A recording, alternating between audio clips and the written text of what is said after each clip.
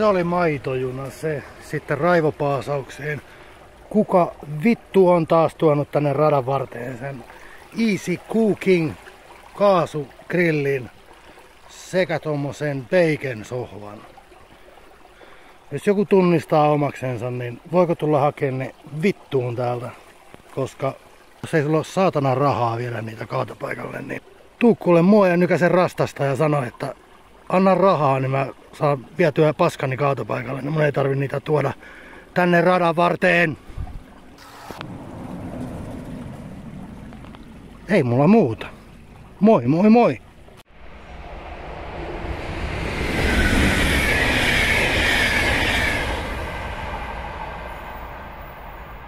Ja siinä meni Intercity-juna.